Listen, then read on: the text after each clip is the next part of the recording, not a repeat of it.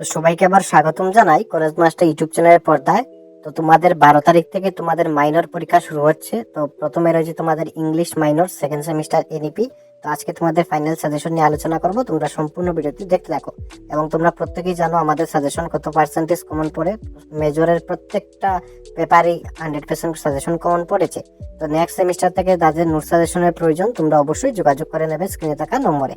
তো দেখে নাও এইবার তোমাদের সাজেশন প্রথম মিনিট থেকে তোমাদের সর্বপ্রথমে এইভাবে তোমাদের ডেফিনেশন আসতে পারে। তোমরা অবশ্যই যে কয়টি দেওয়া হয়েছে প্রত্যেকটি ডেফিনেশন ভালো করে দেখে যাবে। তারপর তোমাদের রয়েছে দ্বিতীয়ত আরেকটি প্রশ্ন, এই প্রশ্নটাও তোমরা ভালো করে দেখবে।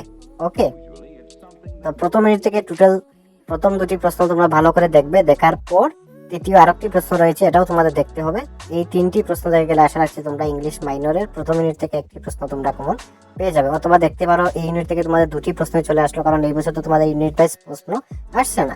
তারপর আসছি দ্বিতীয় ইউনিট থেকে তোমরা সর্বপ্রথমে শর্ট স্টোরির উপরে দেখবে। তারপর তোমাদের রয়েছে আরো দুটি প্রশ্ন, এই দুটি প্রশ্ন তোমাদের দেখতে হবে। দ্বিতীয় ইউনিট থেকেও তোমাদের তিনটি প্রশ্ন।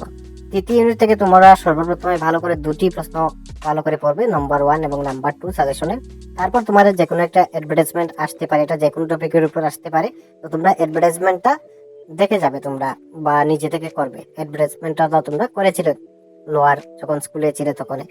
ইউনিট 4 হচ্ছে তোমাদের সিলেবাসের ইউনিট 3 এবং ইউনিট 2 মিলিয়ে।